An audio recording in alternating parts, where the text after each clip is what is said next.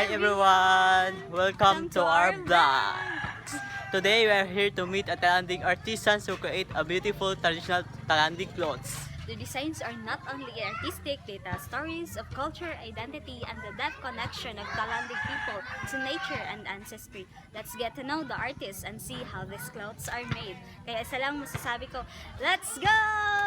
Pwede ba makabalas yung pangalan? Tapos si Tatang Sungkit. Wala si Pierre Binanas. Wala si Jolan T. Flores. Hining na ko yung mga questions, na may mga questions na iba. Haning, unsay inspirasyon mo sa mga designs?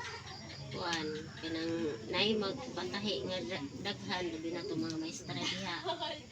Patahi, so nadasig ko nga mutahi ko kay aron dili lang nga makakwarta kun dili makatabang sa mga lumad nga nagkinahanglan ko og uniform. Nga naman importante nga mapadayon ang Talanding sa kultura. Mao man gud na siya kanang iti mailhan sa kanang lumad kung magsuot sa anak.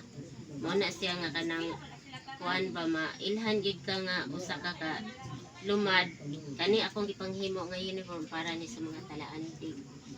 So napoy kuan ani sa kanang manugo ay kaning mga design naman ay mga meaning ana nga kuan ang mga tribo.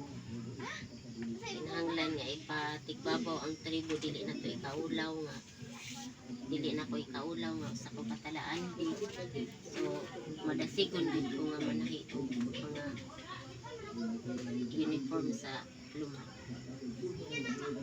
Unsay imong mensahe para sa kabatanunan bahin sa pagrespeto o pagpadayon sa inyong kultura?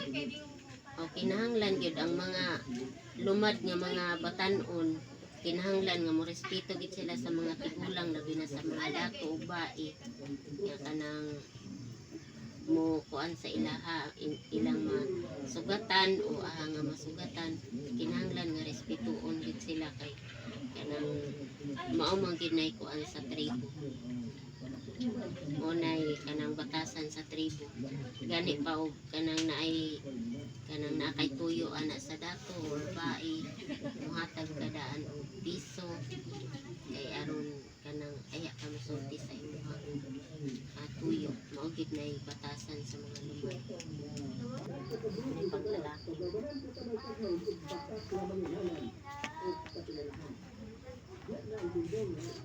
Tanay Okay, Nay. Salamat po.